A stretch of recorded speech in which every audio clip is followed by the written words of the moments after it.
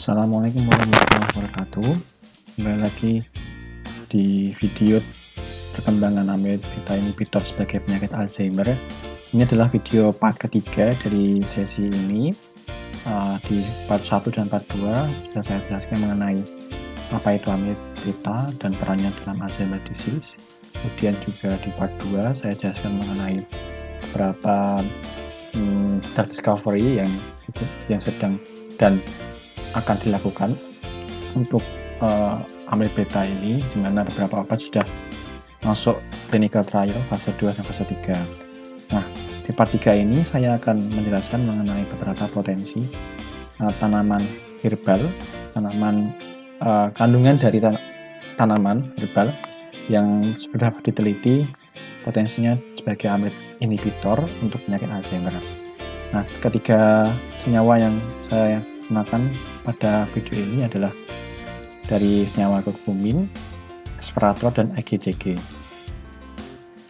Baik, yang pertama saya akan menjelaskan mengenai senyawa kurkumin. Ini ada struktur kimia dari senyawa kurkumin. Nah, kurkumin ini banyak ditemukan di tanaman golongan famili kurkuma seperti lengkuas, seperti temulawak, kunyit maupun kencur.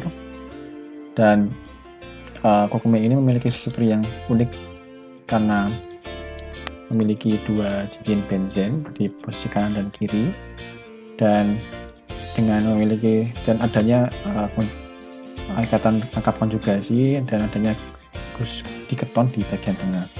Nah, struktur ini sangat bermanfaat bagi binding dengan amyloid beta karena jarak antara satu bagian dan bagian lainnya itu sangat ideal untuk binding dengan amyloid beta, yaitu sekitar 8-16 angstrom. Nah, kurkumin sendiri sebagai potensinya ada pengobatan itu sudah banyak diteliti dan sudah dilaporkan memiliki banyak sekali efek farmakologis. Di antara salah satunya adalah amyloid beta inhibitor, dan sudah 200 senyawa lebih sudah disintesis sebagai bentuk derivatnya atau bentuk analognya.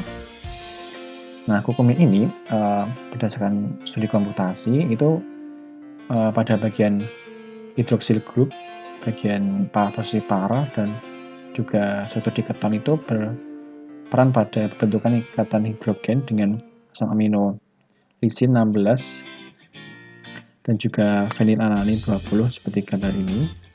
Di dua asam amino ini diikat melalui ikatan hidrogen oleh hidroksil group dan keton group dari sel kurkumin. Dan aktivitas pengobatan fibrillasi atau pengobatan fibrinogenesis dari amyloid beta itu juga sudah diteliti perannya oleh kurkumin, di mana sekitar ini secara bertahap selama 4 jam fibrin formation-nya bisa berkurang ketika dilakukan kurkumin dengan konsentrasi yang sebenarnya cukup tinggi ya, 50 mikromolar.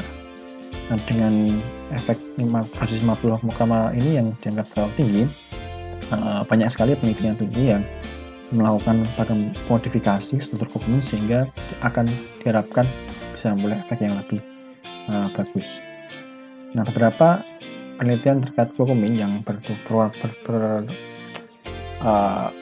untuk memperoleh efek yang lebih bagus dilakukan dengan menambahkan gugus boron difluoroboron yang membentuk ikatan koordinasi dengan gugus diketon di sini. Nah, senyawa-senyawa tersebut diberi kode Granat 17 sampai 16 sekian. Itu adalah Zhang Group yang dari China yang melakukan penelitian pengembangan senyawa kurkumin yang memiliki ikatan koordinasi dengan difluoroboron. Dan modifikasi selanjutnya adalah mengintroduksi beberapa jenis aromatis baru seperti penambahan imidazol di posisi para, dan juga ada cincin pyridin yang mengintroduksi cincin aromatik. Nah, dari ketiga senyawa ini itu ternyata senyawa Granat 17 itu lebih berperan sebagai amyloid beta inhibitor, dan senyawa 28 dan 58 itu lebih berperan sebagai senyawa yang berperan untuk labeling atau imaging, sehingga ketiga senyawa ini tuh dikatakan sebagai pendekatan terapi dan diagnostik. Jadi bisa buat beta inhibitor, selain itu juga buat diagnostik karena bisa buat imaging.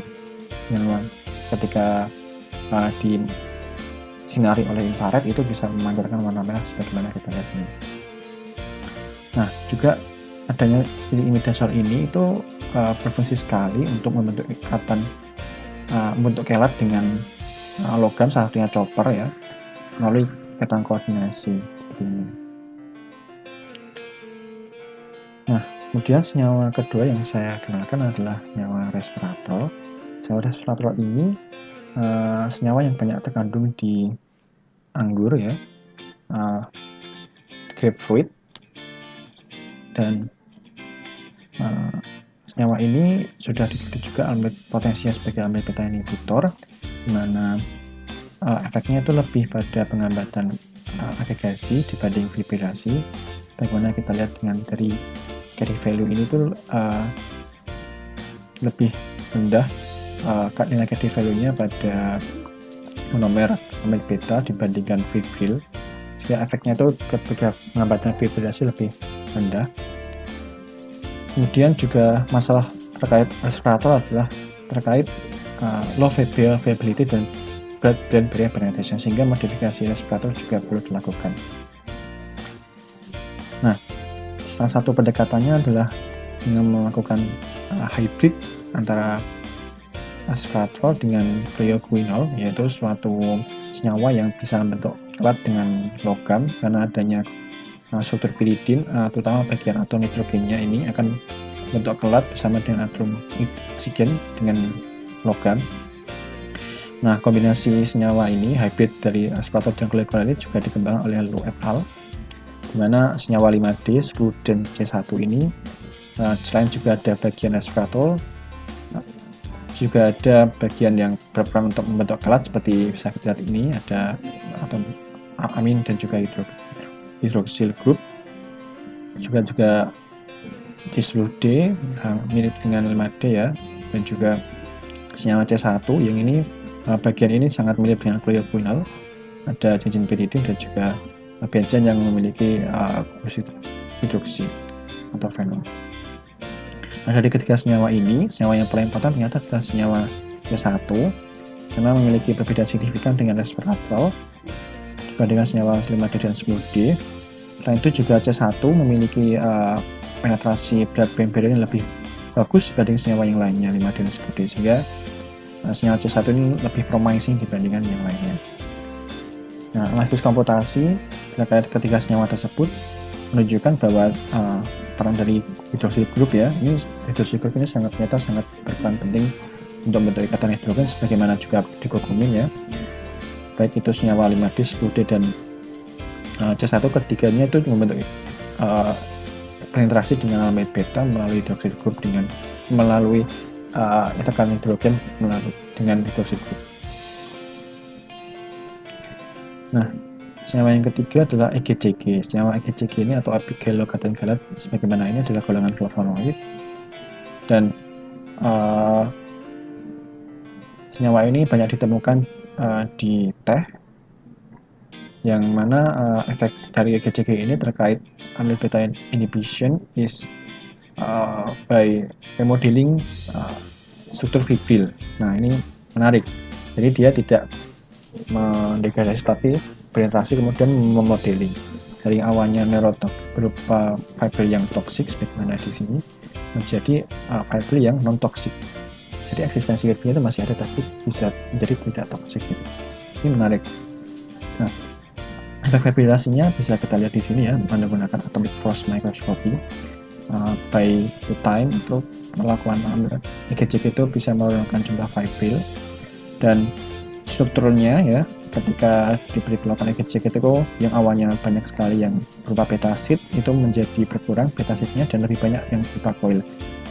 Ini struktur coil itu lebih less toxic dibandingkan struktur betasid yang merupakan struktur utama dari amyloid beta. Nah, ini modeling interaksinya. Ini ada 3 sisi dari EGCG yang berperan, kemudian masuk di antara struktur fibril dari amyloid beta, terutama dilaporkan bagian histidin 13 dan histidin 14 sehingga bisa merestruktur dari amyloid beta yang awalnya neurotoksik menjadi non-neurotoksik. Dan ini adalah summary dari keseluruhan tiga seri dari video perkembangan amyloid beta inhibitor untuk terapi Alzheimer's disease.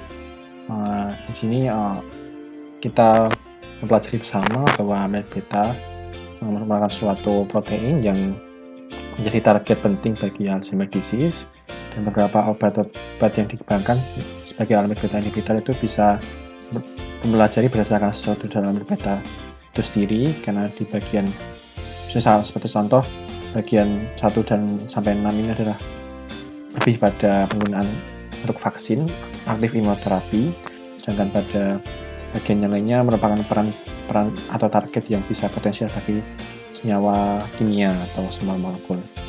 Dan beberapa obat yang bisa menarget beberapa bagian dari amyloid beta itu akan lebih memiliki manfaat dan memiliki prospek yang menarik bagi penelitian selanjutnya, dan juga lebih memiliki potensi untuk dikembangkan sebagai amyloid beta inhibitor untuk terapi Alzheimer's disease. Baik, demikian keseluruhan seri video kali ini. Semoga ilmu ini bisa bermanfaat bagi pembelajaran kita semua, terutama untuk penelitian terkait Alzheimer's disease melalui pendekatan amyloid beta inhibitor, dan juga bisa mendukung pengentasan penyakit Alzheimer's disease di dunia. Mohon maaf. Wassalamualaikum warahmatullahi wabarakatuh.